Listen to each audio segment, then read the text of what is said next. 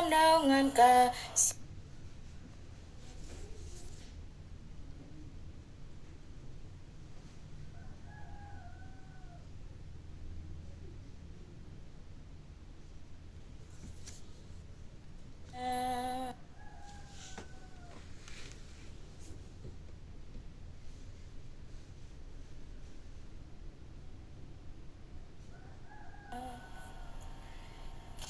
Sama Yesus, aman pelukannya, dalam terang kasihnya aku berbahagia. Shalom, selamat siang teman-teman. Kayaknya cahayanya kurang ya, nggak apa-apa lah ya. Sebentar.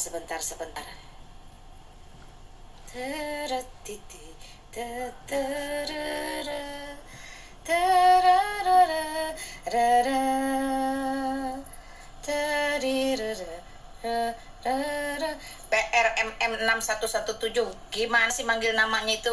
Hai sis, hai bro gitu ya. Happy Sunday, Jesus bless all. Thank you Jerry, Taring Babi Nusantara. Nusanta. Shalom juga. Toms Bunga, selamat berhari Minggu. Ya, thank you teman-teman. Sudah cukup cahaya. Thank you teman-teman ya. Selamat siang, shalom, salam sejahtera buat kita semua. Selamat hari Minggu, selamat melayani. Yang belum beribadah, ingat ada kebaktian sore, ada ibadah sore. Jangan gak pergi. Jangan suka tunda-tunda. Ingat dan kuduskanlah hari Sabat.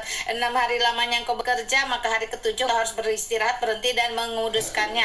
Miliki satu persekutuan yang indah, relasi yang indah bersama Kristus di hari Sabatmu. Dan jangan lupa ajak serta keluargamu. Puji Tuhan, haleluya. Setiap minggu berlalu, minggu satu lalu lewat. Pertanyaannya teman-teman, berapa minggu ke depan lagi kita masih bisa bertahan? Ya, who's know? Nggak ada yang tahu ya. Salve Malina, salve juga. Semalam baru didoain amblas live-nya. Maksudnya gimana? Caca, jangan gedor-gedor pintu. Ya, Caca, ush. Itu ada Cynthia tuh mau masuk kamar. Selamat di tangan Yesus, aman pelukannya, jiwaku tenang teduh dalam naungan kasihnya. Ku disambut malaikat dengan pujian merdu dari negeri mulia, damai sejahtera. Selamat di tangan Yesus, aman pelukannya, jiwaku tenang teduh dalam naungan kasihnya. Amin. Selamat di tangan Yesus, aku tentram penuh, pencobaanku lawan, maut tidak lagi mengancam, duka cemas dan bimbang, kuasanya tak tetap, godaan air mata akan segera lenyap. Selamat di tangan Yesus, aman pelukannya, jiwaku tenang teduh dalam naungan kasihnya. Yesus perlindunganku. Puji Tuhan teman-teman. Aduh, Ma itu buru-buru pulang. Tadi ada yang telepon, Mak live. Oke. Nanti balik lagi, ada pelayanan sore, ada ibadah sore. Ya, sekali lagi Ma mengingatkan buat teman-teman yang sudah ada di dalam ruangan, yang belum ada di luar dalam ruangan, sedang berjalan dalam ruangan. Terima kasih untuk semua dukungannya. Sekali lagi Ma mengingatkan, jangan lupa beribadah ya, di mana kamu bergereja sebagai jemaat. Jikalau kamu sedang dalam perjalanan, nah tetap jangan lupakan ibadahmu. Ya, sesibuk-sibuknya, serepot-repotnya, sehappy-happynya dalam liburan sekalipun, beribadahlah di gereja-gereja terdekat yang mana bisa dijangkau. Jangan pandang gerejanya, jangan lihat orangnya, dengarkan apa kata Tuhan melalui hambanya yang setia, melalui pendetanya. Jadi pandang Kristus untuk pergi ke gereja, dapatkan firman-Nya, kebenaran firman-Nya, simpan keep-nya untuk menjadi penghiburan, kelegaan, pemeliharaan, juga teguran bagi setiap kita. Wah, amin ya teman-teman. Jadi kalau bagi Mak pribadi, hari ini hari yang exciting, hari yang ditunggu-tunggukan, di mana kita benar-benar bisa bersekutu dengan Kristus dalam ibadah raya, kita bisa bersekutu dengan teman-teman segereja yang mungkin jumlahnya puluhan, ratusan, atau ribuan. Dan kita bisa pergi bersama-sama dengan anggota keluarga kita yang mungkin dari Senin sampai Sabtu semuanya sibuk, kerja, sekolah, bisnis, keluar kota, dan sebagainya. Jadi hari Minggu itu sebenarnya adalah hari yang menyenangkan, hari yang membahagiakan. Jangan jadi beban ya. Nah itu sebenarnya. Puji Tuhan. Thank you teman-teman ya. Hari ini topiknya apa Mak? Nggak ada topik, kita bincang-bincang aja. Tapi perlu mengingatkan, setiap kalian pulang dari gereja ingat, tadi tuh bicara apa ya pendetanya? Dapat nggak poin? Dapat nggak? Apa yang disampaikan, apa yang ditegur? Apakah ada yang ditegur, apakah ada yang dihibur? Nah, demikian teman-teman. Jadi jangan ngantuk waktu Pak Pendeta ngomong. Jangan ngobrol sendiri waktu Pak Pendeta ngomong. Jangan bermain sosial media pada saat pendetanya ngomong. Oke ya, jadi pulang itu masih bisa diingat. Itulah bagaimana jemaat harus bertumbuh. Pulang itu bawa berkat, bukan cuma berkat sehat, makmur, sukses, bisnis lancar, utang beres. No, tapi berkat bagaimana roti, ya roti dari surga, firman Tuhan maksudnya itu juga mengenyangkan kita. Jiwa kita yang haus dan lapar ini juga butuh makanan. Sebab sejatinya manusia tidak bisa hidup hanya dari roti saja, tapi juga dari setiap kebenaran firman Tuhan. Ya. Doa syafaat banyak pemuda alasan ke toilet. Nah, seperti itu ya teman-teman ya. Belajar. Shalom Bunda, shalom Bulina, shalom amin. Ya, Kelis, thank you. Turururut. Selamat hari Minggu buat semua anak Tuhan. Mary, thank you. Puji Tuhan ya. Thank you, thank you, thank you. Selamat hari Minggu, Amal Ngongo. Thank you Pak Pendeta. Selamat hari Minggu juga. Selamat melayani di sana. Oke, thank you ya teman-teman ya. Nah, buat teman-teman Islam ya, notabene tidak seiman saat ini yang selalu ngikutin Mak kalau live, selalu ngejar-ngejar Mak kalau lagi live, hati-hati. Apakah hidupmu hanya berputar di situ-situ saja, nongkrongin ruangan-ruangan Kristen untuk menebarkan kemudaratan? Jangan atuh, kasihan. Berhubung harinya panas, hardang. Jangan sampai dehidrasi teman-teman. Tarat. Yesus perlindunganku, yang mati bagiku. Padanya ku percaya, Tuhan tetap bentengku. Dengan sabar ku tunggu kedatangan Tuhan, sampai harinya tiba dan fajar mereka. Selamat di tangan Yesus, aman pelukannya. Jiwaku tenang teduh dalam naungan kasih-Nya. Amin. Itu ayat ketiganya tadi teman-teman ya. Bait ketiga. Kita minum dulu, iklan lewat. Ya. Teman-teman jangan sampai dehidrasi, Jakarta panas banget. Puji Tuhan. Selamat di tangan Yesus, aman pelukannya. Yes. Jiwaku tenang teduh dalam naungan kasih-Nya. Amin. Ku disambut malaikat dengan pujian merdu dari negeri mulia, damai sejahtera. Selamat di tangan Yesus, aman pelukannya. Jiwaku tenang teduh dalam naungan kasih-Nya. Amin. Selamat di tangan Yesus, aku tentram penuh. Pencobaanku lawan, mau tak lagi mengancam. Yes. Duka, cemas, dan bimbang, kuasanya tak tetap. Godaan air mata akan segera lenyap. Selamat di tangan Yesus, aman pelukannya, amin. Jiwaku tenang teduh dalam naungan kasih-Nya. Yes. Yesus perlindunganku yang mati bagiku.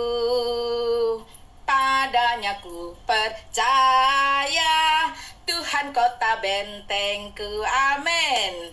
Dengan sabar ku tunggu kedatangan Tuhan, sampai harinya tiba dan fajar mereka. Selamat di tangan Yesus, aman pelukannya. Jiwaku tenang teduh dalam naungan kasih-Nya. Yes, puji Tuhan. Teman-teman, jadi orang itu penuh sukacita, ada damai sejahtera. Mau kamu typing positif, mau kamu typing negatif, itu tidak mempengaruhi lagi. Seluruh perkara di muka bumi ini, apapun yang kamu kerjakan pasti ada yin, ada yang, ada like, ada dislike. So don't worry, be happy. Ketika saya sudah dimenangkan di dalam Kristus, maka perkara-perkara remeh-temeh seperti itu tidak pernah lagi mengusik atau mengganggu. Puji Tuhan, haleluya. Kalau dulu, semua kalian para murtadin, salam murtadin dari Lina Wijaya di sini. Salam apa nih? Salam penginjilan. Ingat, dari satu murtadin bisa ada jadi satu keluarga murtadin, ada penduduk murtadin, ada wilayah murtadin, ada negara murtadin. Puji Tuhan. Itu sekali lagi, jangan lelah ya, jangan lelah beritakan Injil. Bagaimana kamu mendapati, menikmati kasih Kristus ketika kita masih ada dalam kegelapan, kemudian kita ada masuk dalam terang Kristus, maka akan terlihat satu perbedaan. Nah, perbedaan-perbedaan inilah yang harus kita tularkan, harus kita tebarkan, harus kita sampaikan kepada dunia bahwa hidup kita tidak lagi diperhamba oleh ajaran-ajaran yang menyesatkan, tidak lagi diperhamba oleh aturan-aturan ritual-ritual yang menyesatkan, yang tidak pernah membawa kita kemana-mana, berakhir pun tetap di dalam tanah, menjadi debu, kembali ke menjadi debu, dimakan cacing-cacing, ulat, selesai. Tetapi jiwa kita, roh kita sekarang ada di mana? Bagi kalian yang ingin apa nih? Ingin mencari tahu tentang keselamatan, bahwa sejatinya usai di muka bumi ini ada satu kehidupan yang akan kita dapatkan. Pertanyaannya, apakah kamu berbagian dalam kehidupan kekal atau kebinasaan kekal? Pikirkan baik-baik teman-teman ya. Tadi lagu tadi sudah menjelaskan, selamat di tangan Yesus, aman pelukannya. Jadi keselamatan hanya ada di tangan Yesus, tidak ada di tempat lain. Selamat di tangan Yesus, aman pelukannya.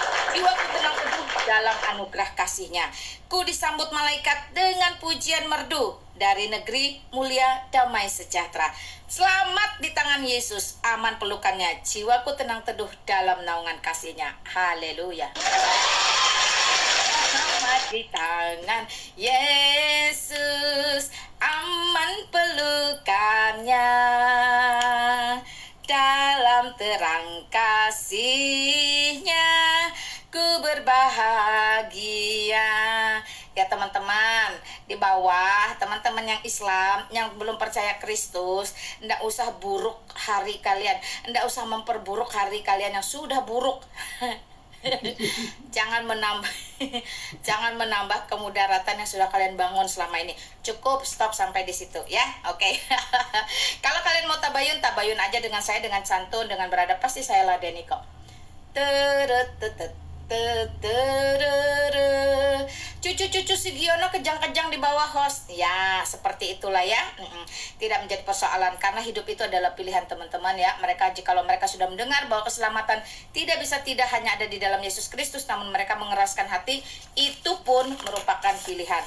Karena di dalam 2 Korintus pasal 3 ayat 4 sudah dinyatakan. Jikalau Injil yang kami beritakan masih tertutup juga bagi mereka, maka tertutuplah bagi mereka yang ditetapkan untuk binasa.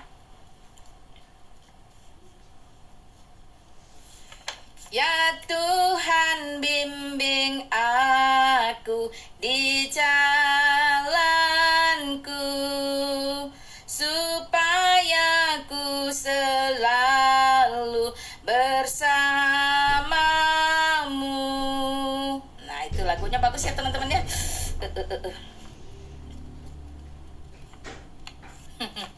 Yang di bawah ini pada kenapa sih? Tiap debat nggak pernah pakai data. Aduh, pakai data juga yang dikasih data itu bahlul, otaknya nggak nyampe, apalagi pada separoh-separoh. Jadi nggak perlu pusing lah ya. Tunjukkan kamu orang beriman beragama, kenapa harus? Tidak perlu dihina, tidak perlu dihujat. Yang menghina diri kalian itu kalian sendiri. Dengan typingan-typingan mudarat negatif saudara-saudara seakidahmu, menunjukkan bagaimana dia memiliki ajaran atau junjungan. Itu tabiat. Ya, jadi kalian itu menunjukkan diri kalian sendiri. Tidak perlu saya tunjukin ya. Sejatinya sama-sama berwarna kuning. Yang satu kotoran, yang satu emas batangan. Sama-sama berwarna kuning. Jadi yang namanya kotoran nggak perlu ditunjukin. Nanti dia menunjukkan dirinya sendiri. Lambat laun berubah warna menjadi gelap. Kemudian mengeluarkan bau yang tidak sedap. Nah, seperti itu ya. Jadi nggak perlu ditunjuk-tunjukin, dia muncul dengan sendirinya. Tetapi emas batangan dari dulu, sekarang, sampai selama-lamanya dia tetap emas batangan. Tidak mengeluarkan bau yang busuk dan warnanya tetap kuning.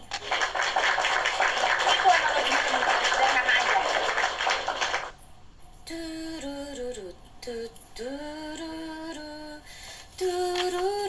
Buat teman-teman yang hari ini mungkin ya, aku nggak ke gereja mak, kenapa hatiku susah berat sekali, kenapa aku kok mengalami kepahitan, karena siapa? Karena si pendeta, karena si jemaat, karena si majelis, karena keluarga atau apa. Jadi ada kemarahan, kebencian. Perhatikan teman-teman, itu tidak akan membawa kamu kemana-mana, tidak akan membawa kamu dalam sebuah solusi, karena Yesus Kristus itu satu-satunya solusi. Bersekutulah dengan dia dimanapun kamu berada, terutama jikalau memang Ibrani 10 ayat 25 mengatakan, jangan seperti kebiasaan orang-orang dunia menghindari pertemuan-pertemuan ibadah.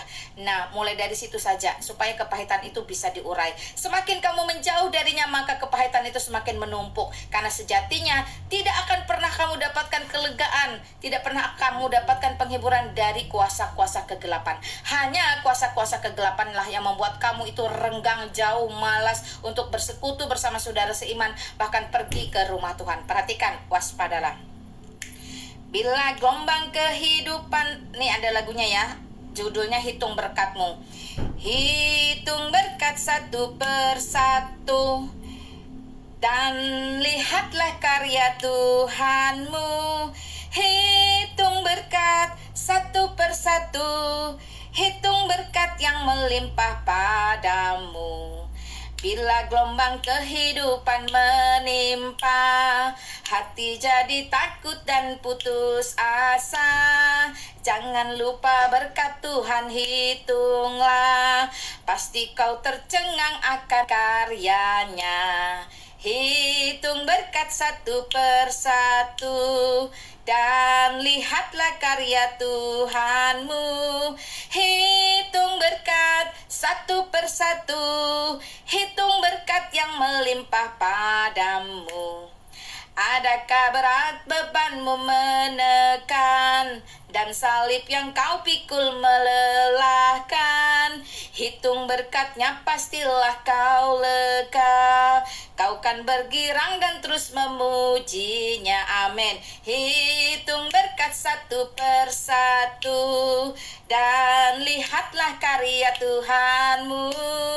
Hitung berkat satu persatu, hitung berkat yang melimpah padamu. Bila kau memandang harta orang lain, ingat janji Kristus yang lebih permai. Hitung berkat Tuhan yang tak terbeli, pahala di surga yang tak terperi. Hitung berkat satu persatu, dan lihatlah karya Tuhanmu. Hitung berkat satu persatu, hitung berkat yang melimpah padamu. pergumulanmu di dunia. Jangan khawatir, Tuhan akan beserta. Ia mengirim malaikatnya menjaga, membimbingmu, menghibur sampai surga. Amin. Hitung berkat satu persatu, dan lihatlah karya Tuhanmu. Hitung berkat satu persatu, hitung berkat yang melimpah padamu. Amin. Puji Tuhan. Ya, kita itu cukup tengking iblis dengan puji-pujian. Mereka akan semakin menggeliat, bergelinjang kepanasan. Itu tadi, yang mana kotoran, yang mana emas batangan. Kotoran itu nggak perlu dihujat, nggak perlu dikata-katain, nggak perlu dihina. Dia tetaplah kotoran. Nah, demikianlah dari typing teman-teman bisa membedakan mana typing bersumber dari pengajaran kotoran dan typing yang bersumber dari emas batangan. Amin. Ya, silakan teman-teman. Tadi ada yang mau request, saya lihat ya.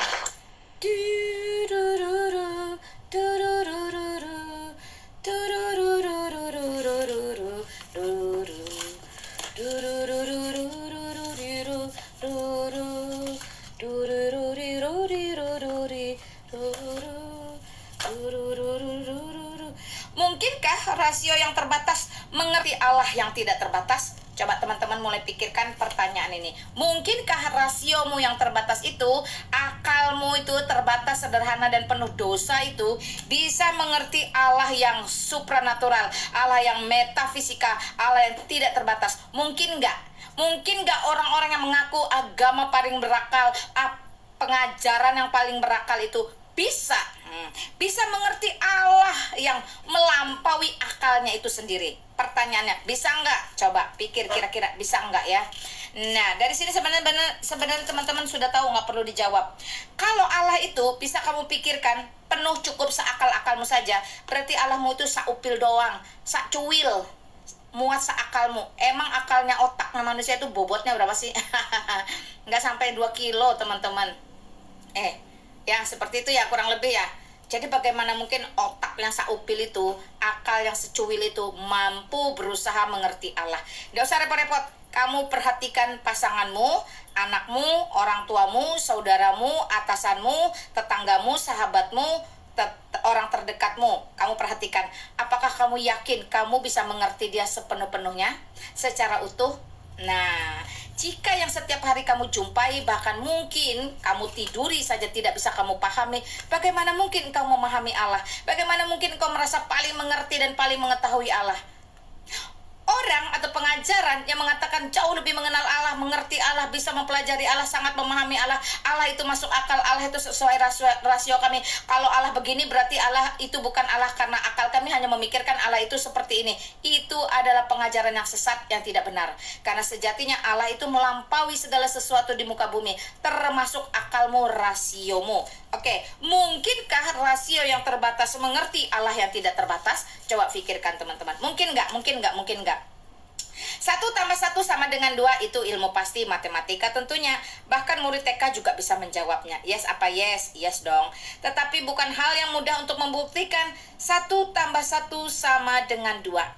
Ya, jadi kalau cuma tahu hasilnya itu mah gampang, tapi untuk membuktikannya tidak rata-rata semua orang mengerti dan paham. Nah, itu maksudnya ya. Demikian pula para filsuf yang mendefinisikan mengenai keberadaan. Ngerti ya teman-teman keberadaan? Ini mau coba ngajarin yang otak-otak separuh ini ya. Nah, ini ada seorang tokoh, René Descartes, berkata, saya berpikir maka saya ada. Jadi dia berpikir, makanya dia ada. Jadi dia ada itu karena pikiran dia. Seperti itu ya, itu kata si René. Nah, lalu Jean-Paul Sartre dan Martin Heidegger berkata, keberadaan mendahului substansi. Ayo mulai berpikir, apa maksudnya? Keberadaan mendahului substansi. Orang yang lain berkata bahwa melalui tindakannya, manusia yang bertanggung jawab dapat mengubah masyarakat. Maka ini membuktikan ya bahwa dia itu ada. Jadi ini tentang bagaimana keberadaan kita. Lalu bagaimana manusia dapat membuktikan mengenai keberadaan. Jadi ditantang, dicari tahu bagaimana cara pembuktiannya. Jangan cuma sekedar klaim. Klaimologi itu sekarang sudah tidak lagi pada tempatnya teman-teman ya. Semua orang yang dengan gampang klaim, itu busanaku, itu milikku, itu ajaranku, ini yang dalilku. Itu semuanya sekarang tidak berguna. Karena kalau cuma sekedar klaim-klaim, orang gila juga bisa mengklaim.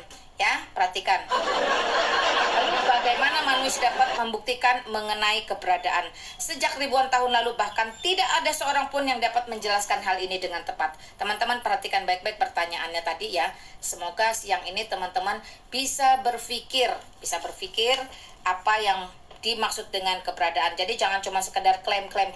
Orang yang tidak belajar, orang yang hanya taklim, niru, jiplak, duplikasi, itu tidak ngerti apa-apa. Karena itu sekarang sudah zaman internet, segala sesuatu sudah terbuka. Mulai membuka dirimu, jangan lagi seperti yang hidup. Dah boleh gedor. Dia gedor, kita balik tendang pintu. Nah seperti itu teman-teman, itu dasar anjing itu. Banyak orang berkata ya, jika Tuhan ada, buktikan pada saya. Ini kalimat-kalimat bahlul ya, pertanyaan-pertanyaan bahlul yang seling. Buktikan kepadaku, aku akan menjadi Kristen kalau ada tertulis, Yesus berkata, akulah Tuhan sembahlah aku, segala macam. Jadi manusia itu yang berdosa, bentuk keberdosaannya adalah selalu menuntut bukti, tetapi dirinya sendiri tidak mau mencari proses pembuktian tersebut atau mengalami proses pembuktian. Nah itu contoh manusia yang mudarat, dia tidak akan berkembang, hanya stop sampai di situ ya. Bahkan manusia yang dapat dilihat, disentuh, tidak bisa membuktikan apakah dirinya itu ada atau tidak. Nangkep nggak? Mulai nih masuk bobot yang berat. Lalu siapakah kita yang menuntut bukti bahwa pencipta itu ada? Nah sederhananya mak ulang ya, biar yang bahlul-bahlul itu ngerti ya. Kalau manusia sendiri aja itu ya, yang bisa kita sentuh, bisa kita lihat ini, tidak bisa membuktikan apakah dirinya itu ada atau tidak, lalu bagaimana dia menuntut bahwa pencipta itu ada atau tidak. Nah ini hal yang menarik ya. Jadi itu menandakan, membuktikan bahwa rasio manusia itu sangat terbatas. Perhatikan sekali lagi, rasio manusia itu sangat terbatas. Pandangan mata manusia ini juga sangat sempit loh. Ini radius berapa aja ya, jarak jangkau pandangnya itu.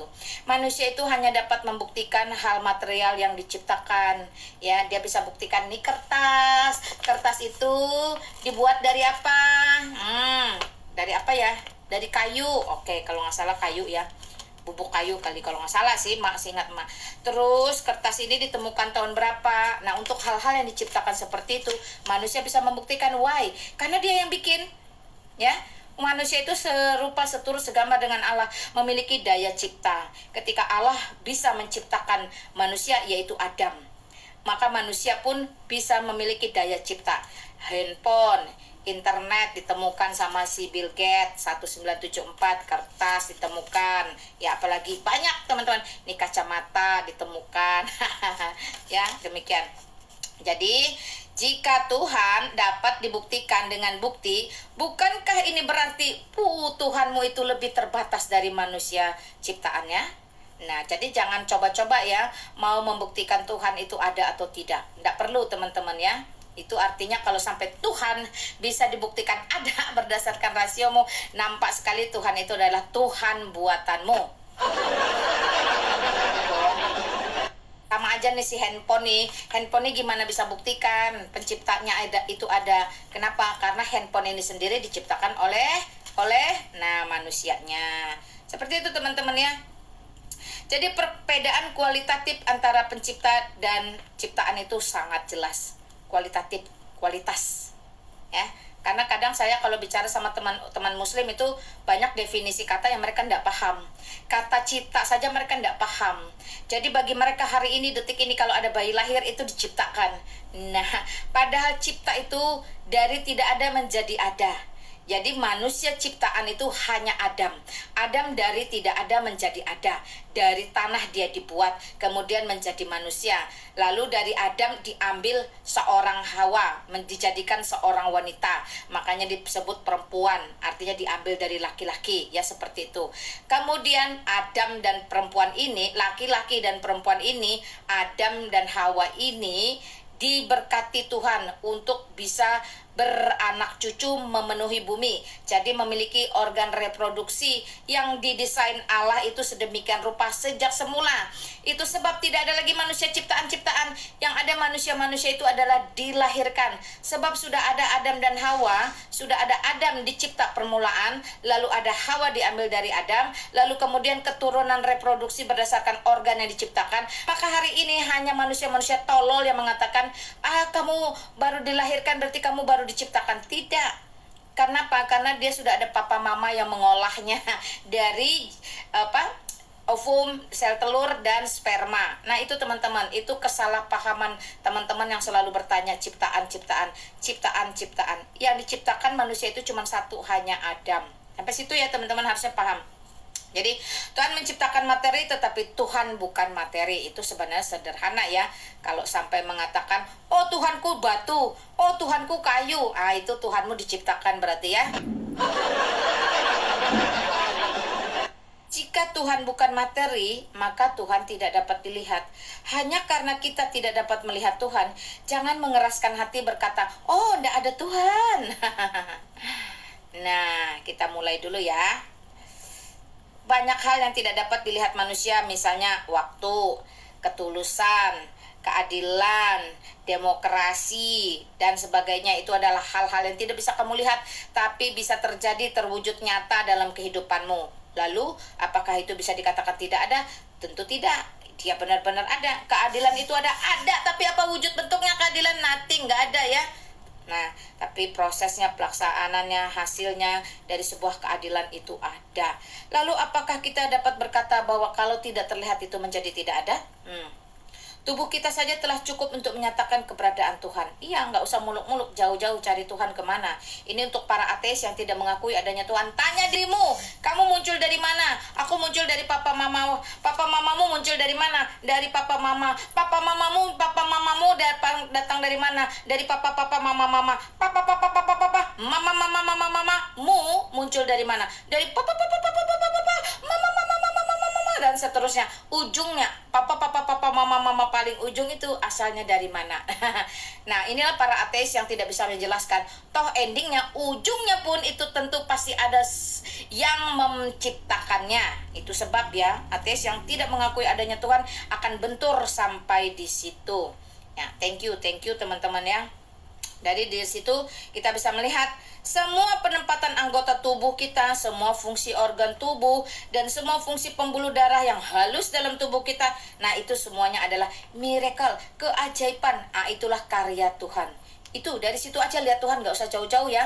Jadi para ateis itu, kalau kamu lihat jarimu ada 5, kau pikir ini siapa yang desain jadi 5? Terus kenapa bentuknya beda-beda? Terus kenapa kalau satu nggak ada rasanya aneh? Nah, itu para ateis harus mulai berpikir ya. Siapa yang bikin kayak gini? Siapa yang mendesain ini? Siapa yang merancang ini? Terus kenapa harus ada kukunya? Pikir sendiri ya. Terus kenapa kuku ini bisa panjang? Tujuannya apa? Oke. Terus kenapa kuku ini kalau dipotong kok nggak menimbulkan rasa sakit ya? Nah, itu para ateis harus mulai berpikir, ini siapa yang bikin 5 jari di tanganmu dengan berbagai macam pembuluh-pembuluh di dalamnya? Itu siapa yang bikin? Papa mamamu yang bikin. Lalu papa mamamu yang bikin siapa? Papanya papa dan mamanya mama. Papanya mama, papanya mama, mamanya papa. Itu siapa yang bikin? Tentu akan berujung kepada Tuhan itu sendiri yang menciptakan manusia. Ya, para ateis mulai sekarang mulailah berpikir terbuka bahwa sejatinya Tuhan itu ada. Karena pernah ada seorang ateis itu ditanya, tidak ada Tuhan. Lalu ada orang berkata, itu di mulutmu saja, dalam hatimu belum tentu seperti itu. Tidak, aku mengatakan sesungguhnya tidak ada Tuhan. Ateis ini tetap berkeras. Lalu temannya lagi bilang, itu kan di mulutmu, tapi bisa jadi di hatimu kemungkinan engkau mengakui adanya Tuhan. Sungguh tidak ada Tuhan, katanya. Lagi-lagi temannya berkata, yang benar, coba kamu selidiki, pasti di dalam hatimu ada keraguan bahwa di dalam sana mungkin kamu mengakui adanya Tuhan. Akhirnya ateis ini mulai gusar. Aku bersumpah Tuhan pun tahu di dalam hatiku tidak ada Tuhan. Akhirnya dia mengakui, Tuhan juga tahu dalam hatiku nggak ada Tuhan. Nah, ketika dia mengatakan itu, sejatinya dia sudah mengakui bahwa Tuhan itu ada. Oke, teman-teman ya. Apalagi kalau organ kita? Hidung kenapa nggak dibikin menghadap ke atas aja, Mak? Ya supaya air hujan kalau mengalir tidak langsung masuk lalu kamu tersedak-sedak. Itu semua adalah masterpiece-nya Allah. Tuhan itu mencipta, mendesain kita sedemikian rupa. Dia adalah kreator yang paling sempurna. Dan fungsi hidung banyak lagi tuh, bukan cuma membawi aroma, segala macam lah, menghirup udara segar, oksigen, segala macam. Kalau andai hidung itu libur 1 hari aja kira-kira teman-teman, coba gimana, pikirkan. Nggak usah 1 hari lah, 1 hari 24 jam, 12 jam lah hidung libur dari fungsinya, kira-kira gimana coba? Halo? Sedangkan hidung itu juga berfungsi sebagai termostat bagi tubuh, ya, bantu kita mengatur suhu dan tingkat kelembapan tubuh. Itu juga hidung mengambil peranan di situ, teman-teman. Bayangkan kalau dia libur 12 jam.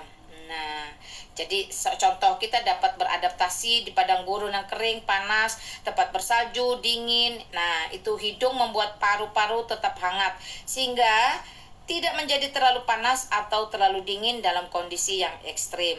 Jadi sesungguhnya manusia itu memerlukan Tuhan yang lebih besar untuk percaya bahwa Tuhan tidak ada daripada percaya Tuhan ada. Nah, nangkap ya? Manusia itu perlu Tuhan yang lebih besar untuk percaya Tuhan tidak ada. Jadi ini Tuhan dikatakan tidak ada. Jadi kalau dia sampai mengatakan itu, dia butuh Tuhan yang lebih besar untuk bisa mengatakan Tuhan tidak ada, daripada dia percaya bahwa Tuhan itu ada. Jika ternyata rasio demikian terbatas dan Tuhan sangat ajaib, lalu bagaimana kita dapat mengenal Tuhan? Pertanyaannya. Jika rasio itu begitu kecil dan Tuhan itu sangat ajaib, bagaimana kita dapat mengenal Tuhan? Ini pertanyaan yang menarik, teman-teman ya. Tuhan hanya bisa kenal jikalau dia tuh ingin kita mengenalnya. Nah, perhatikan. Jadi jangan sombong, aku tahu Tuhan kayak gimana, aku tahu Tuhan di mana, aku tahu Tuhan seperti apa. Yuk sini aku kasih tahu. Kebetulan aku habis main-main di dalam gua yang gelap, jadi aku dapat petunjuk. Halo. Nah, seperti itu teman-teman ya. Tuhan hanya bisa dikenal jikalau dia ingin manusia mengenalnya. Nah, itu dia. Seperti itu. Jadi kalau kamu sok-sok sampai kapanpun, kamu malah justru tidak akan pernah mengenal Tuhan yang sejati. Tetapi Tuhan-Tuhan buatan manusia, Tuhan-Tuhan yang dibuat dalam halusinasi manusia, itulah yang kamu jumpai saat ini. Jadi Tuhan bukan Tuhan yang jauh di sana.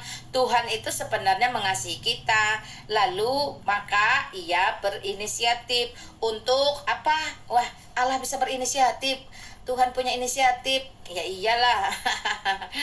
Maka ia datang melalui kita, melalui Yesus Kristus.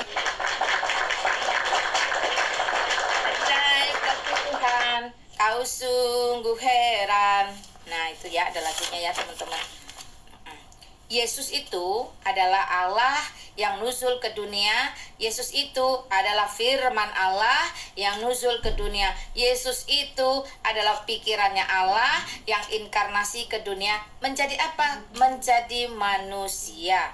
Satu-satunya Allah yang benar-benar bisa membuktikan dirinya ada, bukan hanya dengan perkara ciptaan dunia dan isinya, ciptaan jari jemari kita, tapi dia juga bisa ya mewujud nyatakan pikirannya, logikanya untuk nuzul ke dunia menjadi manusia. Sekali lagi, Yesus Kristus adalah Allah itu sendiri, pikiran Allah, firman Allah itu sendiri yang datang ke dunia, inkarnasi ke dunia, jelma ke dunia, nuzul ke dunia menjadi manusia. The one and only. Puji Tuhan ya. Karena Yesus Kristus itu adalah pikiran Allah, berasal dari Allah. Ya, logikanya Allah, firman-Nya Allah, semuanya berasal dari Allah. Sebab itulah esensinya, hakikatnya, substansinya sama dengan Allah itu sendiri. So, Yesus Kristus adalah Allah, Tuhan, dan Juru Selamat bagi manusia. Masih bingung? Gak percaya? Silahkan tanya saya. Amin.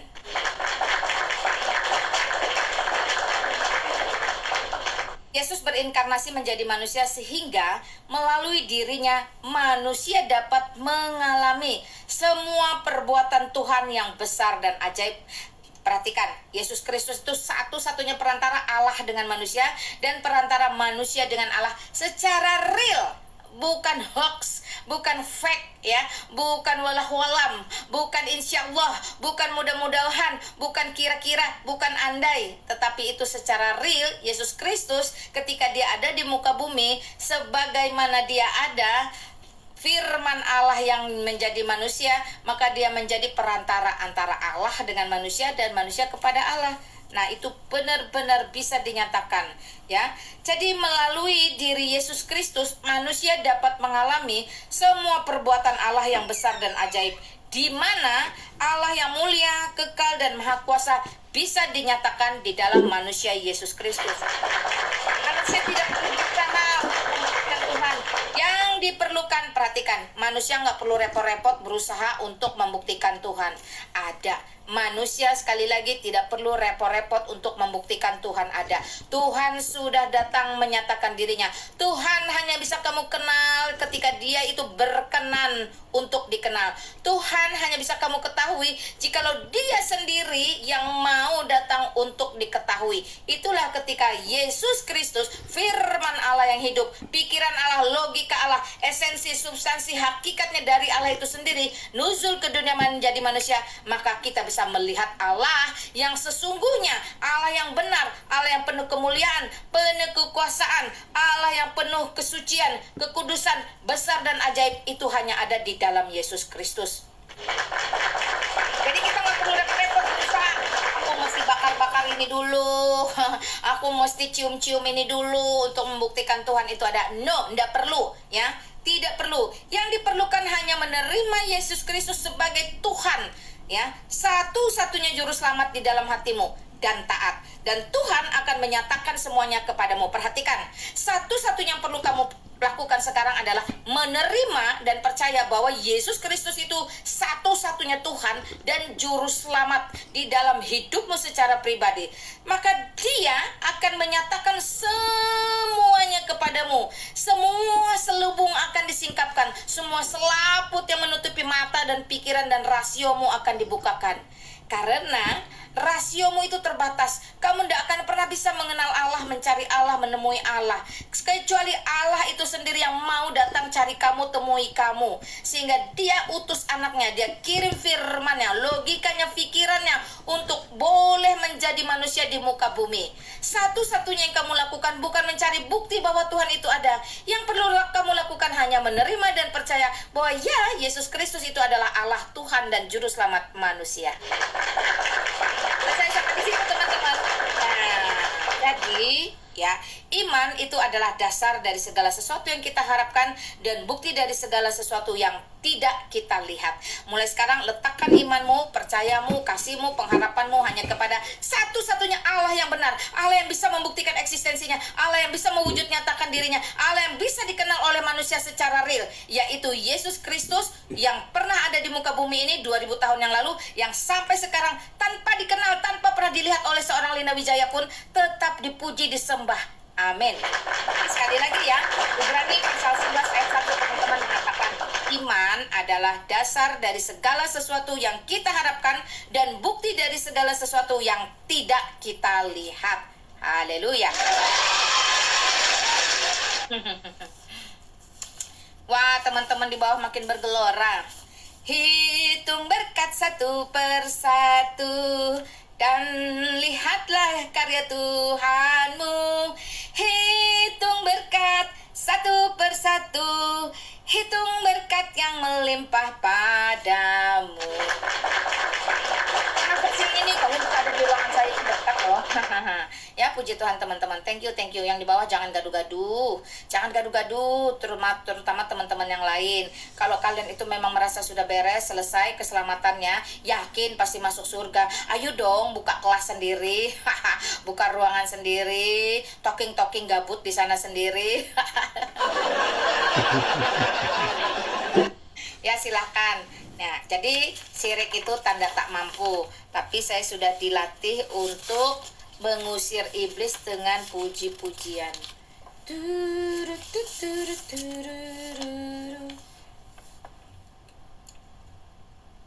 Ya Tuhan, bimbing jalanku, supaya ku selalu bersamamu. Ku tak mau melangkah setapak pun jikalau kau tak ada di sampingku. Banyak lagu-lagu pujian ini teman-teman. Saya kasih kesempatan deh. Saya kasih kesempatan kalau memang ada yang mau tanya. Teng teng teng teng teng teng teng teng teng teng teng teng. Yo MTD, sudah banyak yang mengatakan Mamat adalah Allah itu sendiri. Apa manusia macam itu dijadikan Allah? Lato-lato aja ada di otaknya. Ya Allah, lato-lato namanya.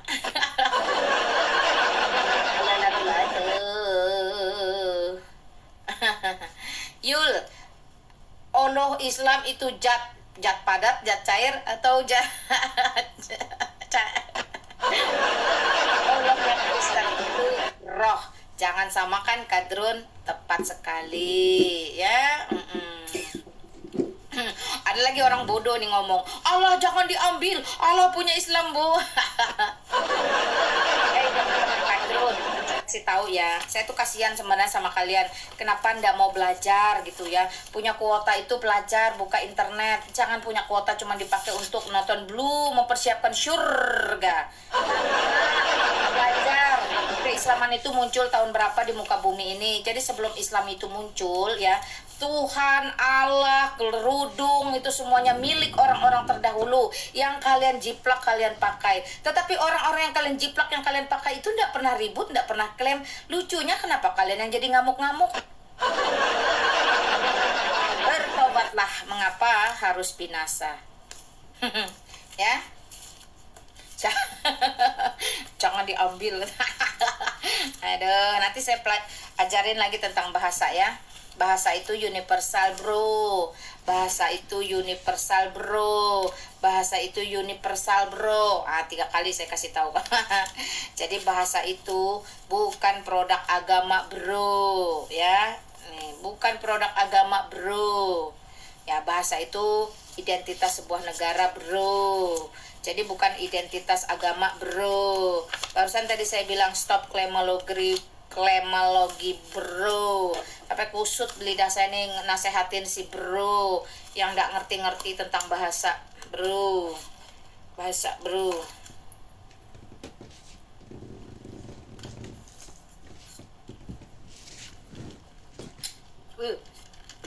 Dingin sekali.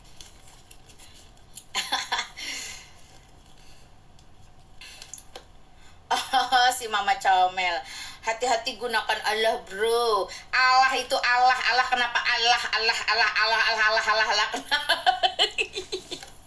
bodoh ya. Jadi teman-teman Islam itu harus waras, harus sadar, harus insaf, harus tobat bahwa kata-kata Allah, kata-kata Tuhan itu terlebih dahulu dimiliki oleh bangsa-bangsa lain, agama-agama lain, terutama kekristenan di muka bumi. Kalian yang muncul 600 hampir 700 kemudian itu hanya bisa adopt, hanya bisa jiplak, hanya bisa ambil, hanya bisa contek, hanya bisa ngutip, hanya bisa comot ya. Karena sejatinya kalian itu muncul belakangan. Jadi ada Hindu, ada Buddha, ada Katolik, ada Kristen, ada ini, ada itu yang bisa kalian tiru-tiru, yang bisa kalian ambil-ambil, lalu kalian bikin buku sendiri. Nah, seperti itu teman-teman ya. Klaim, malu. Oke ya. Buktikan, tunjukkan. Dah kamu naik aja ngobrol dengan saya daripada kamu gaduh-gaduh di bawah mudarat, kasihan kamu. Nanti kamu bisa gila sendiri loh. Ya, karena nggak akan bisa diladenin. Jadi para bidat, para antikristus, para teman-teman yang di luar kekristenan itu memang seperti itu kelakuannya. Ya Tuhan, pimpin aku di jalanku. Ini mau cari kertas lagi banyak-banyak.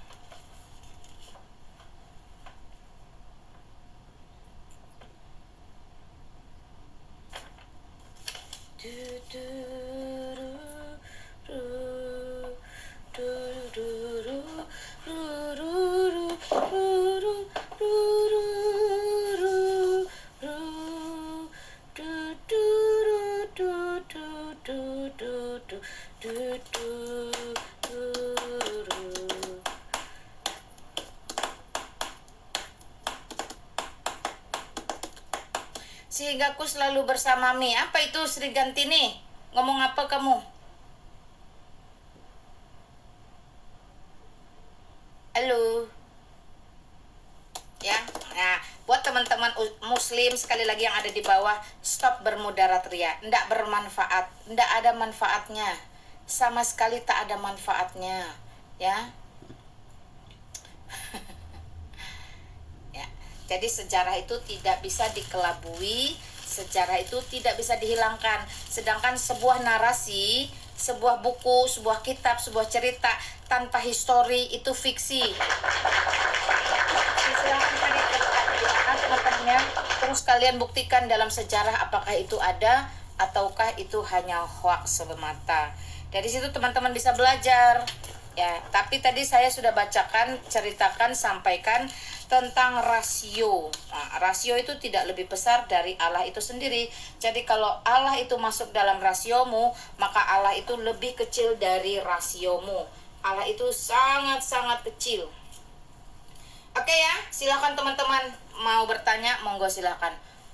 Turut turut turut tutur. Ya, belajar sejarah dulu ya biar pintar kau bro. Yo MTD. Ya, terima kasih sister atau bro di bawah itu. Belajar sejarah dulu. Jas merah, jangan lupakan sejarah. Perhatikan, sejarah itu sebagai barometer atau tolak ukur sebuah kitab suci itu benar atau tidak, sebuah buku itu benar atau tidak, ya. Itu sejarah. Sejarah itu terdiri dari peninggalan-peninggalan arkeolog. Sejarah itu bisa dibuktikan dengan tulisan-tulisan, surat-surat, artefak, misalnya ya, manuskrip banyak. Sejarah itu juga bisa dicatat dari kesaksian, ya, dari apa? Ya, kesaksian namanya, kesaksian para saksi. Nah, itu dia ya, keterangan para saksi yang ada di zaman itu turun-temurun. Jadi itu sejarah. Dan sejarah itu kalau di-comparing dengan wilayah-wilayahnya itu juga ada, teman-teman. Jadi bukan sesuatu yang katanya enggak. Nah, buku sekali lagi, jikalau itu menyangkut kitab, maka tolak ukurnya hanyalah sejarah. Jadi pelajari sejarahmu, kamu muncul kapan, lalu sebelum kamu muncul itu bagaimana. Apakah sebelum kamu muncul Allah itu tidak ada atau sudah ada? Lalu kalau sudah ada, bagaimana? Dan seterusnya. Ya, seperti itu teman-teman ya. Karena kadang memprihatinkan aja kalau cuma sekedar klaim tapi tidak mengerti sejarah. Bahasa bagian dari sejarah, busana juga bagian dari sejarah, karena itu adalah kebudayaan yang dibangun oleh manusia. Jadi tidak sekonyong-konyong koder ada. Selamat sore, salam dari Sibolga, Tuhan berkati, amin. Ya. Kalau ingat sejarah mak, kebuka semua nanti sejarah si Mamat. Karena itu ada spesialis pembuka sejarah Mamat, yaitu Kiamat. Nah, ya. Kalau mau selamat siang Amat, terima kasih teman-teman yang ada di sana. Ya, manusia itu bebas teman-teman mau melakukan apa. Yang jelas jadi diri sendiri aja, jangan ikut-ikutan orang. Nanti orang ke laut, kamu ikut nyemplung ke laut karena kamu nggak ngerti. Pelajari apa yang kamu mau pahami sehingga kamu tidak terkecoh.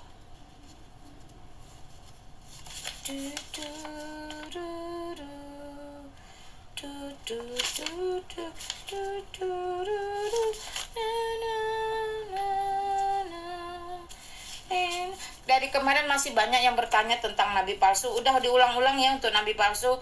Nanti malam mau membacakan tentang guru palsu lagi. Guru palsu itu cenderung dari dalam kekristenan. Itu sebab bidat-bidat atau sekte atau aliran sesat itu banyak teman-teman ya. Karena mereka itu sebenarnya mengambil terang-terangan dari Alkitab untuk kemudian diselewengkan. Nah, itu Alkitab sendiri juga mencatat supaya kita waspada dan berhati-hati. Karena sejatinya guru-guru palsu dan nabi-nabi palsu ini adalah penggenapan nubuatan akhir zaman.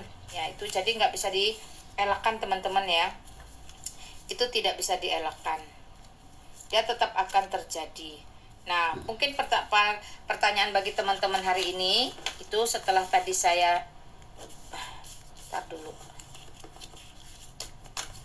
Oh ya teman-teman, saya punya pelayanan pembagian Alkitab secara gratis cuma-cuma. Nah ini beberapa bukti yang sudah saya kirimkan, ya banyak banget nih bukti-bukti kayak gini. Bukti kirim teman-teman, kelihatan nggak tuh JNT nih. Jadi buat teman-teman yang memang membutuhkan Alkitab, saya membagikan secara cuma-cuma TB2 itu yang ukuran sedang untuk murtadin atau keluarga-keluarga murtadin di daerah yang membutuhkan. Silakan ya teman-teman ya. Jadi itu penting, berbagi Alkitab itu boleh dijadikan tradisi atau budaya, karena Alkitab itu satu-satunya sumber kebenaran dan kehidupan, satu-satunya firman Tuhan yang bisa dibuktikan, dan benar-benar sudah banyak yang terbukti karena sangat relevan dulu, sekarang, sampai selama-lamanya. Jadi Alkitab itu memang pantas dan layak dan berhak dimiliki atau dibaca setiap orang. Perkara Anda setelah membaca itu percaya atau tidak, perkara Anda setelah membaca itu menerima atau tidak, itu bukan perkara lagi, itu tidak persoalan teman-teman ya. Yang jelas setiap orang itu sekarang berhak ya, sudah berhak, sudah boleh. Jikalau dulu tidak bisa sembarangan ya, karena ada bait Allah. Tetapi ketika Yesus Kristus mati di atas kayu salib, tabir bait Allah terbelah dua, maka semua orang bebas boleh datang kepada Allah yang benar, Allah yang nyata, Allah yang kudus, Allah yang besar, Allah yang ajaib, Allah yang hidup. Bukan Allah yang mati, bukan Allah yang tidak bisa apa-apa, bukan Allah yang hanya ada di satu sisi, tidak bisa bergerak ke kanan kalau nggak didorong. Bukan Allah yang seperti itu, bukan Allah yang sengaja menjerumuskan manusia untuk dikirimi iblis satu persatu untuk kemudian masuk ke dalam neraka, lalu ngemis-ngemis mohon-mohon minta pengampunan. Bukan Allah yang seperti itu, tetapi Allah yang agung, Allah yang mulia, Allah yang penuh kasih namun penuh keadilan, Allah yang tidak pelintat-pelintut, Allah yang sangat besar, ajaib dan hidup. Jikalau semua itu teman-teman ingin ketahui, maka teman-teman wajib memiliki Alkitab. Buat saudara-saudaraku yang murtadin ya, yang belum mampu beli Alkitab, yang nggak tahu mau beli Alkitab di mana, yang tidak memiliki keberanian membeli Alkitab karena baru hijrah keluar dari gelap masuk dalam terang Kristus, silahkan DM saya, hubungi saya. Saya menyediakan Alkitab seperti ini, TB2 ukuran sedang bagi kalian ya, secara gratis. DM saja pasti saya kirimi ya. Bersyukur untuk beberapa keluarga yang sudah saya kirimi ya. Ini tadi di mana nih, sebutin aja. Lubang Buaya Bekasi, Gerabak Magelang, Blessing Kota Sowe NTT, Sepatan Banten, Pasar Kemis Tangerang, Sengah Temila Landak Kalimantan Barat, Cibogo Cisauk Tangerang, Karangpawitan Garut. Ya Tuhan, pimpin aku di jalanku. Ini banyak lagi sebenarnya teman-teman ya. Ini cuman karena masih tersimpan habis dari itu. Ini mana nih? Pertokoan Mitra Mall. Di mana ini? Mitra Mall ini di mana? Enggak tahu. Lupa saya. Batu Aji. Oh, Batam. Ini Batam. Dalung Kuta Utara Bali. Ngablak Magelang. Apa tuh iki? Winangun Sulawesi Utara. Woi, Manado. Apa ini? Tapanuli Utara, Sumatera Utara. Apa ini? Ajibata, Sumatera Utara. Nih teman-teman, ini yang masih terdeteksi ya, karena selebihnya biasanya saya buang-buang atau kemana. Yang typing asal bunyi mending belajar dulu, nggak asal bunyi ya, nggak apa-apa, biarin. Shalom Kak Lina, thank you Leonardo. Nah seperti itu ya teman-teman. Jadi teman-teman murtadin untuk kamu dan keluargamu silahkan DM saya kalau kamu membutuhkan Alkitab. Ini saudara-saudaramu saya kirimkan sudah Alkitab banyak banget. Nah Alkitabnya seperti ini teman-teman, ada TB2 nya. Nah ini yang memang 2023 itu dirilis. Teman-teman harus tahu ya, bahwa 400 tahun, 4 abad lebih, Indonesia tidak memiliki atau tidak menggunakan Alkitab dalam bahasa Indonesia. Ya, sejak kekristenan masuk dibawa ke Indonesia, Indonesia tidak pernah memiliki Alkitab dalam bahasa Indonesia. Karena kala itu, saat itu Indonesia, rakyat Indonesia, warga pribumi itu lebih menyukai bahasa-bahasa suku, bahasa-bahasa daerah. Jadi bahasa Indonesia belum ada, teman-teman. 1861 kalau nggak salah ya, nanti tinggal dicek aja di googling sejarah ya.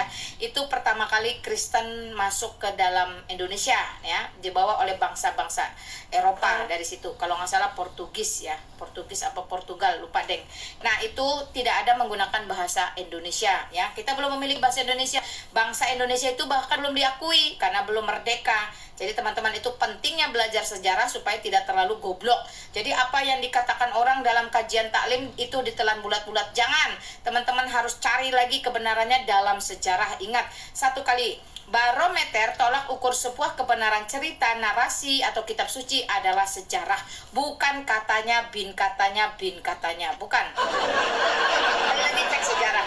Nah, itu sebab pada tahun Indonesia merdeka tahun berapa? 1945, terus 1974, barulah Indonesia itu, LAI khususnya, sebuah lembaga itu mengeluarkan TB1 Alkitab dalam terjemahan bahasa Indonesia yang sudah disempurnakan.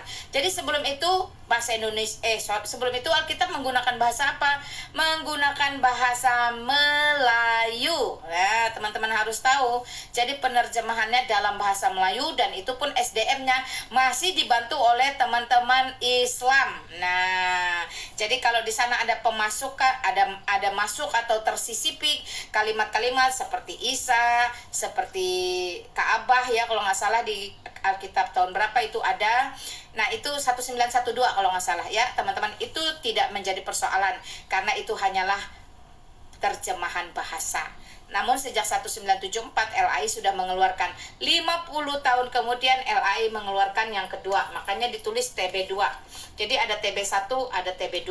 TB1 1974, TB2 2023. Wow, Alkitabnya direvisi. Ya iyalah, Al-Quran aja direvisi tahun 1924 di Kairo. Nah, teman-teman, jadi kalau terjemahan itu direvisi, tidak jadi persoalan. Yang penting esensi atau pesan inti dari kitab Alkitab ini, manuskrip aslinya tidak pernah dirubah. Jadi kalau ditulis di dalam Matius 6 itu ada doa Bapa kami, ya doa Bapa kami juga terjemahannya tidak mungkin melenceng. Ya, terjemahan setiap bahasa, setiap daerah, setiap bangsa, setiap suku-suku bangsa itu mengalami perubahan. Jadi sok-sok aja, silahkan aja ya teman-teman, itu terjemahan. Yang penting aslinya tidak pernah berubah, karena aslinya tidak pernah bergerak lagi. Lalu ditanyakan, kenapa Alkitab tidak hanya dalam satu bahasa? Karena Allahnya jago bahasa. Bukan Allah yang cuma bisa satu bahasa. Perkembangan bahasa itu harus teman-teman bedakan dengan makna atau pesan yang paling esensi di dalam manuskrip, di dalam kitab yang mula-mula itu tidak pernah berubah. Ya, sekali lagi, kenapa dalam banyak bahasa? Karena Allahnya jago bahasa.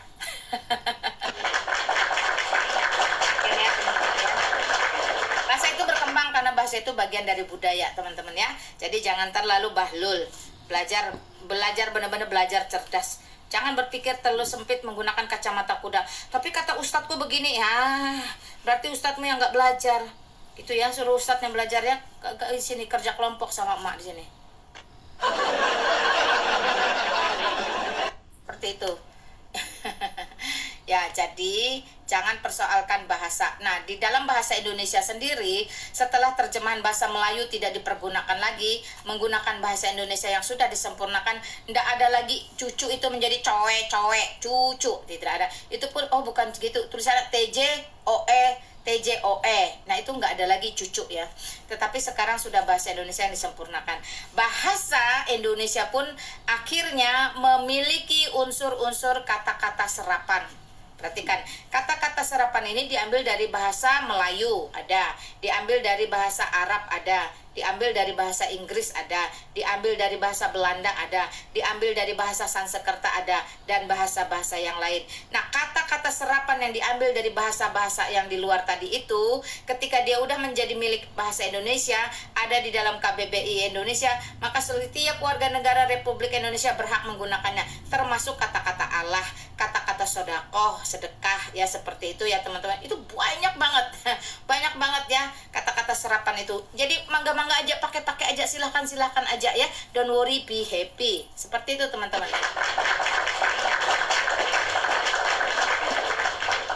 Pertanyaannya, kenapa tidak mengajarkan bahasa asli? Tidak penting. Kenapa? Karena Allahnya jago bahasa. Allah yang benar, Allah yang hidup, Allah yang besar, Allah yang mulia, Allah yang kudus, Allah yang sakti mandraguna, Allah yang melebihi Allah-Allahmu itu, dia jago bahasa. Semua bahasa di muka bumi ini dibuat oleh Allah. Lalu bagaimana mungkin Allah tidak mengerti banyak bahasa? Jadi bahasa itu dibuat oleh Allah, sehingga Allah tidak membatasi manusia untuk mengenal dia melalui bahasa yang dipahaminya.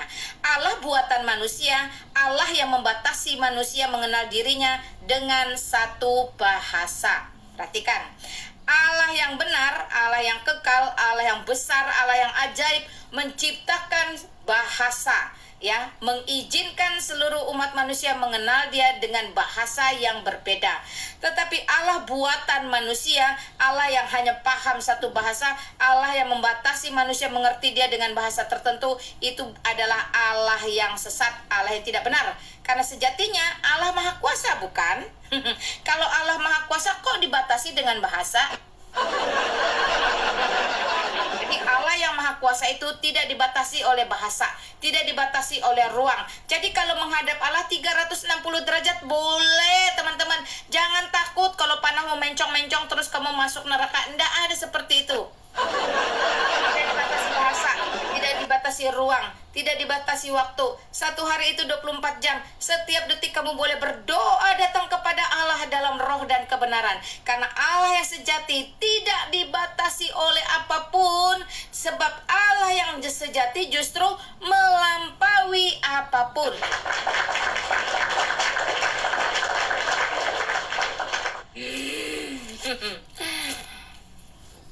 Ya, Allah kita besar melebihi segala akal manusia. Iya dong, orang rasio itu dia yang bikin. Iya. Jadi bahasa, ruang, waktu, busana, nah itu buatan manusia. Tidak pernah bisa mencapai Allah, tidak pernah bisa membatasi Allah. Allah yang dicapai dan dibatasi oleh bahasa, oleh ruang, oleh waktu, dan busana adalah Allah Gedabrus.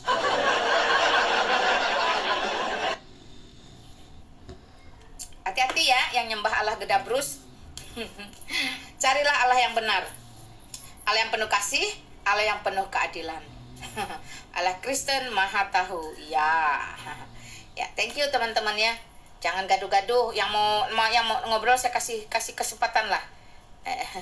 Kasih kesempatan atau kasihan amat. Iya, Allah itu kalau dia ingin melakukan sesuatu tidak butuh permisi manusia. Perhatikan, Allah yang benar, Allah yang kekal, Allah yang sejati, jikalau dia memiliki agenda, memiliki rencana, dia tidak butuh permisi manusia. Siapa lu manusia dipermisiin? Itu juga ketika Allah memiliki rencana menyelamatkan umat manusia dari kebinasaan kekal dan mengutus firman-Nya, logikanya, akalnya, atau rencananya, atau firmannya, atau putranya yang tunggal menjadi manusia di muka bumi ini, yaitu Yesus Kristus, itu pun bukan sesuatu yang wow bagi Allah. Justru itu menjadi sesuatu yang menggembirakan, sukacita bagi dunia. Joy to the world. Joy to the world, the Lord is come. Wow, luar biasa lagu itu ya teman-teman ya. Kesukaan bagi dunia. Nah itu lagunya, kesukaan bagi dunia itu nanti bulan Desember kita dengarkan. Wah, lagu yang megah itu luar biasa. Jadi Allah nggak butuh permisi kamu, dia mau jadi apa aja suka-suka Allah ya teman-temannya. Hanya orang-orang yang tidak memahami Allah yang selalu bertanya, Allah kok begini, Allah kok begitu, Allah kok si ini, Allah kok si itu. Nah, itu orang yang membuat Allah sendiri dalam pikirannya, sehingga ketika Allah benar-benar maha kuasa, sanggup melakukan apapun, mereka maka akan terbengong-bengong, tidak percaya. Mak sambil krosek-krosek, ngapain mak? Ngapain ya, cari cemilan apa ya? Malas buka kulkas ya. Apa yang ada di meja saja ya.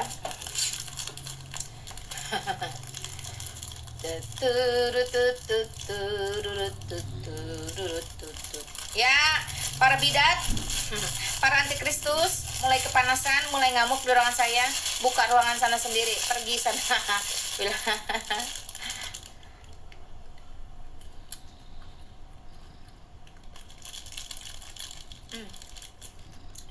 Bidat itu tetap harus dikatakan bidat teman-teman, jangan kompromi, karena bidat itu bukan kekristenan, bidat itu penyesat, bidat itu aliran sesat, sudah dikutuk oleh gereja.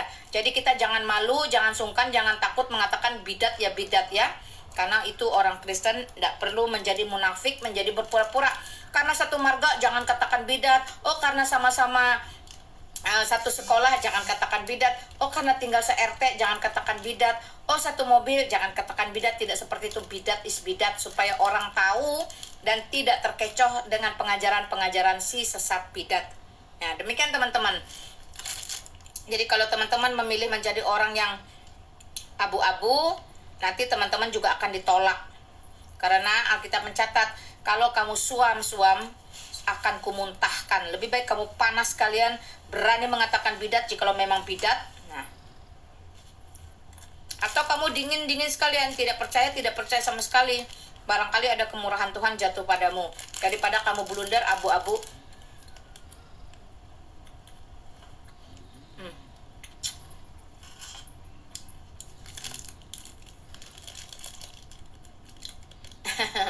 Lida, buat yang benci banget, hati-hati lo, ntar kayak Rasul Paulus awalnya benci banget sama Kristen. Itu benar.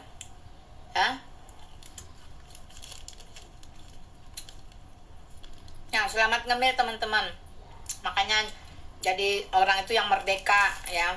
Jangan lihat orang memberitakan kebenaran, hatinya panas. Melihat orang mengabarkan tentang bidat supaya yang lain tidak tersesat, hatinya panas. Jadi dia tidak memiliki kemerdekaan, cuman bisa melihat orang lalu mengkritik orang tanpa dirinya sendiri berbuat apa-apa.